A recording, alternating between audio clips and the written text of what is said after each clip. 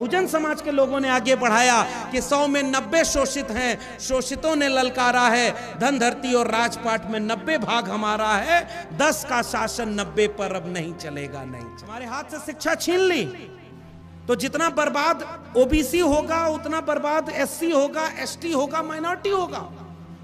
शिक्षा खत्म, रोजगार खत्म, आमदनी आपकी है नहीं और सब खुश हैं कि हमको। एक आदमी हमारे यहां था, तो पुरानी कहावत में मिलता है, उसको वरदान देने के लिए कोई आया तो कहा एक शर्त है कि हम तुम जो मांगोगे वो मिलेगा, लेकिन जितना तुमको मिलेगा उससे दुगना तुम्हारे पड़ोसी को मिल जाएगा, छोटे भाई को मिल जाएगा। तो वो चाहता तो मांगता कि मुझे एक घर मिल जाए, गाड़ी मिल जाए, नौकरी मिल जाए, भले उसको 2 मिल जाए कोई बात नहीं, लेकिन उसने क्या मांगा पता है? कि मेरी एक टांग टूट जाए ताकि दूसरे की दोनों तो टूटेगी। हमारे लोग इसी में खुश हो। हम पता ही नहीं कि हमें समझ में आया कि हमारा दुश्मन कौन था वैचारिक रूप से। ओबीसी में किसान कमेरा जातियां 60% आबादी ओबीसी की, और ओबीसी की न तो जाति जनगणना हो रही है और न तो ओबीसी को उनके आरक्षण मिल रहा है। आज भी मंडल कमीशन कहता है 52% आबादी को 27% आरक्षण मिला हुआ है। शेड्यूल कास्ट को तो चलो 15% आबादी थी, 15% मिल गया। शेड्यूल ट्राइब को 7.5%, अब थोड़ी बढ़ गई है लेकिन फिर भी आबादी के मुताबिक रिजर्वेशन मिल गया। ओबीसी की आबादी 52% मंडल कमीशन के अकॉर्डिंग, रिजर्वेशन मिला 27।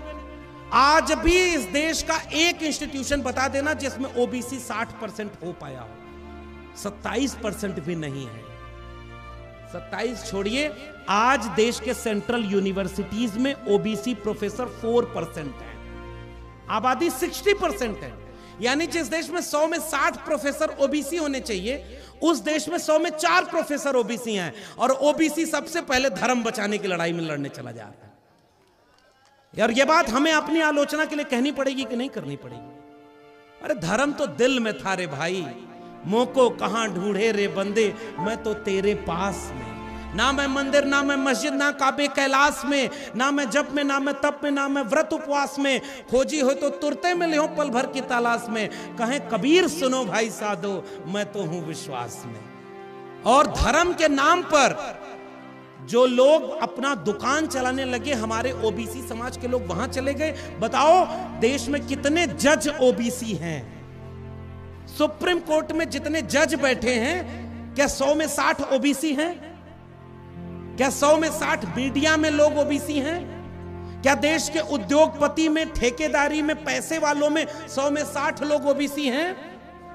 और जबकि नारा उत्तर भारत में लगा था कि संसोपा ने बांधी गांठ, पिछड़ा पावे 100 में 60। उस नारे को बहुजन समाज के लोगों ने आगे बढ़ाया कि 100 में 90 शोषित हैं, शोषितों ने ललकारा है, धन धरती और राजपाट में 90 भाग हमारा है, 10 का शासन 90 पर अब नहीं चलेगा, नहीं चलेगा। मान्यवर कांशी राम उस नारे को आगे बढ़ा रहे थे। अब जरा इस बात का जवाब दो, 15% शेड्यूल कास्ट के न जज हैं, न ब्यूरोक्रेट हैं, न प्रोफेसर हैं, न मीडिया है। शेड्यूल कास्ट के 15% लोग नहीं है, 1.5% से ज्यादा आबादी नहीं है। सुप्रीम कोर्ट में आज शायद एक सुप्रीम कोर्ट का जज शेड्यूल कास्ट से है, 2 ओबीसी है, शेड्यूल ट्राइब तो एक भी नहीं है। आदिवासी का जल जंगल जमीन पर छीन करके अडानी को देना है, और आदिवासी वहां जाकर के लड़ रहा है जंगल में, तो उसको जेल में डाल दिया जा रहा है कि ये आदिवासी नक्सली है, गोली मार दो इसको, मिस्टेकन आइडेंटिटी है। Where is 90%? हम न प्रोफेसर बनकर विश्वविद्यालय में हैं, न डॉक्टर बनकर हॉस्पिटल में हैं, न इंजीनियर बनकर इमारतें बना रहे हैं, हम न ब्यूरोक्रेट बनकर देश चला रहे हैं, हम न सुप्रीम कोर्ट में जज बने बैठे हैं, हम न मीडिया में हैं, न हम उद्योग में हैं, तो हम हैं कहां 90%? कांवड़ यात्रा में 90% हम हैं। और ये मैंने नहीं बोला है, सारा जोखिम आप हमसे मत दिलवाइए। मुझे अभी उत्तर भारत में जाना है, 2-4 मुकदमा हो जाएगा तो बचाएगा कौन? वो कह देंगे मेरी आस्था को ठेस पहुंच गई है। लेकिन सच तो यही है साहब कि हम 90% वहां हैं। मैं उत्तर प्रदेश से आता हूं रणजीत सर, मेरे यहां का मुख्यमंत्री अगर आप कांवड़ लेकर जाएंगे तो हेलीकॉप्टर से फूलों की बारिश करेगा, और नौकरी मांगने जाएंगे तो लाठी से बारिश करेगा। और हमारे नौजवानों को अभी भी पता नहीं चल पा रहा है कि उनको क्या चाहिए। तो 90% हम वहां हैं। 90% अस्पतालों में बीमार बनकर लाइन लगाए हुए हम हैं। हम फैक्ट्री में सस्ता मजदूर बनकर दिन भर मजदूरी कर रहे हैं, वहां 90% हम हैं। हम 80 किलो अनाज 80 करोड़ लोगों को जो अनाज मुफ्त में मिल रहा है उसमें 90% हम हैं। सबसे ज्यादा जेलों में बंद, झूठे मुकदमों में बंद, अंडर ट्रायल में बंद, हम 90% जेलों में बंद हैं। प्रोफेसर हैनी बाबू, यलगार परिषद, आज तक मेरे विश्वविद्यालय के प्रोफेसर, जवाहरलाल नेहरू विश्वविद्यालय का कोई उमर खालिद, तमाम हजारों लोग मुकदमों में जेलों में बंद हैं। हम 90% गरीब हैं, हम 90% कमजोर हैं, हम 90% बेबस, लाचार और बिखरे हुए हैं। और बिखरे हुए लोगों का कभी हुकूमत नहीं आती। इसलिए मैं कुछ आज के सवाल बस आपसे साझा किया हूं, बाद में बहुत सम्मानित और वरिष्ठ लोग हैं, आप उस पर विचार करिएगा। मैं आज भी देश भर में घूम रहा हूं। जब तक नौकरी थी तब तक नौकरी की बंदिश थी। माने साहब नौकरी छोड़ करके यहां बैठे हैं, मुझे नौकरी से छुड़वा दिया गया। हालांकि मैंने काम ही ऐसा किया था कि वो नौकरी नहीं देते। उनको ओबीसी ऐसा चाहिए जो मंडल कमीशन के विरोध में कमंडल का रथ निकले तो उसका संयोजक बन के बैठा रहे। अगर समझ जाना तो पहचानना कि नकली ओबीसी कौन है। 35 साल भीख मांगने के बाद भी 10 लाख का सूट पहने, 1.5 लाख का चश्मा लगाए, वोट में चुनाव में कहे कि मैं ओबीसी मां का बेटा हूं, और आज तक प्रधानमंत्री रहने के बाद भी एक बार भी मंडल कमीशन का नाम तक न ले। मंडल कमीशन की सिफारिश कहती है प्रमोशन में आरक्षण चाहिए। मंडल कमीशन कहता है कि अगर आरक्षण की अपर लिमिट 50% से ऊपर हो जाए तो जितनी जिसकी संख्या भारी उसकी उतनी हिस्सेदारी, ओबीसी का आरक्षण बढ़ाकर 52% होना चाहिए। कैसा ओबीसी जो इसमें एक भी सवाल का जवाब नहीं देता हो। और वो तब आपको ओबीसी बन जाता है जब उसको वोट लेना होता है। वो ओबीसी बन जाता है जब उसको दंगा कराना होता है। और उसके बाद वो बात सबको धर्म के नाम पर एकजुट करता है। मैं आपसे गुजारिश करने आया हूं और आज के सवाल को गुजारिश करके जा रहा हूं। हमें दूर जाना है, आज ही शाम को फ्लाइट है, तो आप अभी और वक्ताओं को सुनिएगा। मैं 1000 किलोमीटर दूर से आया, अपना दिन का काम छोड़कर आया। मेरा अभी भी काम है पढ़ाई लिखाई। मैं 2 किताबों को लिखने का काम कर रहा हूं। नौकरी नहीं है तो सैलरी नहीं आती, लेकिन इतने के बाद भी जो बिरसा, फुले, अंबेडकर और पेरियार की बात करें उसमें इतनी खुददारी है कि कितना भी गरीब रहेगा भीख मांग करके कभी गुजारा नहीं करेगा। हम मेहनत करने वाले लोग हैं। बाबा साहब डॉक्टर अंबेडकर को सोचता हूं तो वो तो कोई नौकरी नहीं करते थे। जहां नौकरी करने के 10 दिन नौकरी कर पाए, उसके बाद वो नौकरी छोड़नी पड़ी। महात्मा फूले कोई नौकरी नहीं करते थे, पेरियार कोई नौकरी नहीं करते थे, लेकिन वो जो काम करते थे उससे जाने कितनों को नौकरी मिल गई। अगर वो संघर्ष वो नहीं किए होते तो हम जैसे लोगों को नौकरी भी नहीं मिल पाती। डॉक्टर अंबेडकर का अपना निजी परिवार बर्बाद हो गया, ये बात कहना जरूरी है। जवान बच्चे मर गए, पत्नी गुजर गई, परिवार को नहीं हो पाए डॉक्टर अंबेडकर। मैं इसलिए उनको अपना मसीहा, अपना नायक मानता हूं कि जब उनकी कलम में ताकत हुई तो अपनी कलम से उन्होंने जाति देख करके न्याय नहीं दिया। उन्होंने ऐसा संविधान बनाया जो इस देश के हर नागरिक को समता और न्याय देता है, अधिकार और सम्मान देता है। इसलिए मेरा नायक भी डॉक्टर अंबेडकर है। और ये बात हम कहते हैं, लेकिन अपना परिवार तो बर्बाद हुआ। एक विदेश का पत्रकार डॉक्टर अंबेडकर से मिलने पहुंचा तो रात हो गई। कहानी तो यह भी मिलती है कि कई और लोगों से मिलने पहुंचा तो सब लोग सो गए थे। डॉक्टर अंबेडकर के यहां पहुंचा तो वो जाग रहे थे। उसने कहा कि डॉक्टर अंबेडकर आप सोए नहीं। तो डॉक्टर अंबेडकर ने कहा कि मेरा समाज सो रहा है इसलिए मैं जाग रहा हूं। आज उनके जागने का क्या फल है। 75 साल बाद संविधान बदलने की बात करने वाले हुकूमत कर रहे हैं। और संविधान जिसने 90% कमेरा को हिम्मत और आवाज दी, उसे पता ही नहीं कि हुकूमत क्या होती है। बाबा साहब ने कहा कि जाओ अपने देश की, अपने घरों की दीवारों पर लिख दो कि तुम इस देश के शासक हो। अब दीवार पर तो लिख दिया, पानी बरसा, मिट गया। अब शासक कहां से बैठे? क्योंकि हमने अधूरे मन से लिख दिया था। हम औपचारिकता निभा रहे हैं। हम अपने जो लड़ने वाले लोग हैं उनको बचा नहीं पाते।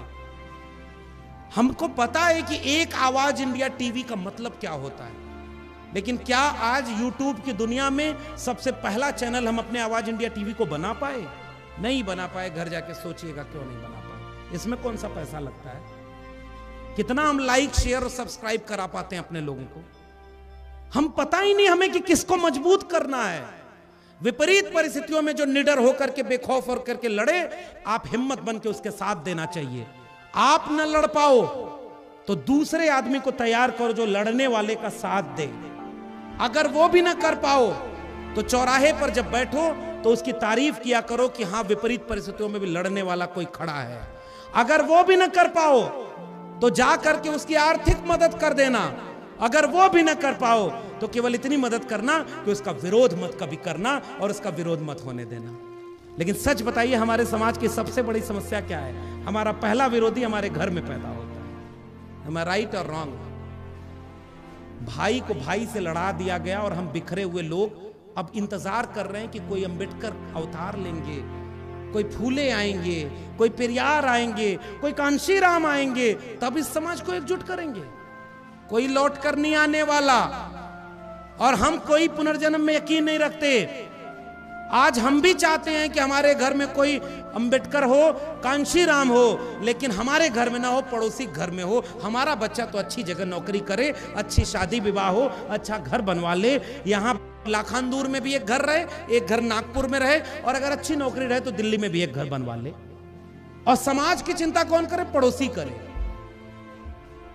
हाकिमे शहर क्यों किसी बात पर अब ठौर करे? उसकी मर्जी है, जिसे चाहे उसे गौर करे। सोचते सब हैं जरूरी है बगावत, लेकिन चाहते ये है कि आगाज कोई और करे। समझ पाए? अपने घर से कुर्बानी न देनी पड़े। मैं भी जानता हूं कि मैं नौकरी में था, उसके बाद नौकरी चली गई। मेरे घर वाले आज भी कहते हैं कि चुपचाप अगर रहे होते तो नौकरी करते, 1.5-2 लाख रुपया तनख्वाह होती। मैं सोचता हूं कि इतने 10,000 प्रोफेसर वहां हैं, किसी को कोई नहीं जानता। मुझे मेरा समाज जानता पहचानता तो है, मुझे सम्मान और इज्जत तो देता है। इसलिए जो भी लड़ने वाला हो, मेरी गुजारिश है उसे अकेला मत पड़ने देना। और मैं आपसे छोटा हूं, मंच पर जितने लोग बैठे हैं उनसे उम्र में छोटा हूं। मेरी जितनी उम्र नहीं होगी उतना उम्र संघर्षों में देने वाले लोग यहां बैठे हैं। मैं आपसे निवेदन करके जा रहा हूं, हमने नाक लंबी कर दी और दिल छोटा कर लिया है। अब हमारे दिल में अपने भाई के लिए भी जगह नहीं बची। ओबीसी से लड़ रहा है, SC से लड़ रहा है, और जो नहीं लड़ रहा है उसके लड़ाने के लिए सुप्रीम कोर्ट से फैसला आ जा रहा है। बांट दो, आरक्षण को बांट दो। और आप अपना आरक्षण दिया हुआ जो है वो नहीं बचा पा रहे। ओबीसी जाति जनगणना नहीं करा पा रहे। लेटरल एंट्री आ गई, NFS आ गया, और आपका वोट तो ऐसे लूट लिया जा रहा है कि सरकारें आपके सीने पर चढ़कर दूसरे की बन जा रही हैं और आप कुछ नहीं कर पा रहे। जब आपकी हुकूमत नहीं होगी तो आप क्या बचाओगे अपना परिवार? इसलिए जीतने का ये हुनर भी आजमाना चाहिए। जंग अगर भाई से हो तो हार जाना चाहिए। हम भाई से नहीं लड़ना है। आज अगर डॉक्टर अंबेडकर होते तो संविधान बचाने के लिए इस समाज को देख करके अफसोस कर रहे होते कि मैं इतना बड़ा समाज तैयार करके गया। नारे तो जय भीम के बहुत लगने लगे, लेकिन संविधान को बचाने के लिए और इस मुल्क पर हुकूमत करने के लिए कोई तैयार नहीं हुआ। मानवर कांशीराम के वारिस आज कहां खड़े हैं? मानवर कांशीराम होते तो ये सोचते कि मैंने नौकरी छोड़ी, मैंने परिवार छोड़ा, मैंने घर छोड़ा, इसलिए कि बहुजन समाज के नाम पर जो पार्टियां बनेंगी वो मिशन और आंदोलन छोड़ देंगी। किस डर में? और जो डर गया उसका कभी इतिहास में नाम नहीं मिलता है। लड़ने वालों का इतिहास में नाम लिखा जाता है। मेरी किताब प्रोफेसर की डायरी यहीं से आप पढ़िएगा, मैंने पहले पन्ने पर लिखा है, अगर हिरन अपना इतिहास खुद नहीं लिखेंगे तो शिकारियों की गाथाएं ही उनके इतिहास में मिलेंगी। और अगर हिरणों को अपना इतिहास में जगह पानी है तो अपना इतिहास खुद लिखना पड़ेगा। इसलिए हमने लिखना और बोलना छोड़ दिया, एकजुट होना छोड़ दिया। एक बार विचार करिएगा कि इस विचार की नागपुर की यात्रा में एक संगठन 100 साल पूरा होने जा रहा है और अब वो देश पर हुकूमत कर रहा है। सबसे ज्यादा पैसा उसके पास, सबसे ज्यादा ब्यूरोक्रेट उसके पास, सबसे ज्यादा उनका जज बना बैठा है। 1-2 मिनट और लूंगा बस आखिर में। इलाहाबाद हाई कोर्ट में एक जज है और जो यादव है, मैं ये बात जोर से कह रहा हूं कि इलाहाबाद हाई कोर्ट का एक जज, यादव नाम है उसका, वो खड़ा होकर के विश्व हिंदू परिषद के कार्यक्रम में खड़ा होकर कह रहा है कि इस देश में तो बहुसंख्यकवाद ही चलेगा। बाबा साहब के संविधान में लिखा है कि इस देश में लोकतंत्र चलेगा, और जज की कुर्सी पर बैठा हुआ संघ और बीजेपी का एजेंट कहता है कि इस देश में बहुसंख्यकवाद चलेगा, और उसके लिए भी वो SC ST OBC का इस्तेमाल कर रहे हैं। सबसे ज्यादा जहर बोलने वाले लोग हमारे समाज के निकल आते हैं। हाँ, हमारे बड़े बड़े बुद्धिजीवी जाके उनके खेमे में बैठ करके आजकल कह रहे हैं अंबेडकर और सावरकर एक हैं, और अंबेडकर और सावरकर के विचारों का भारत बनाना है। डॉक्टर अंबेडकर कहीं होंगे तो ये देखकर क्या सोच रहे होंगे कि उनके सबसे बड़े बुद्धिजीवी उनको सावरकर के बगल में खड़ा कर दिए, जिनकी पूरी लड़ाई उस तरह की विचारधारा के खिलाफ खड़ी थी, और हम कुछ नहीं कर पा रहे। हमारे लोग दगाबाज निकल गए, हमारे लोग बिक गए, हमारे लोग डर गए, समझौता कर लिए, और जो बचे हैं वो आपस में लड़ रहे हैं। ये आलोचना करने में आपके बीच में आया था। आप भले ये कह सकते हैं कि आलोचना करना आसान होता है, रास्ता क्या है? सबसे पहला काम ये कर लो, SC ST OBC समाज के लोगों को एकजुट कर लिया जाए।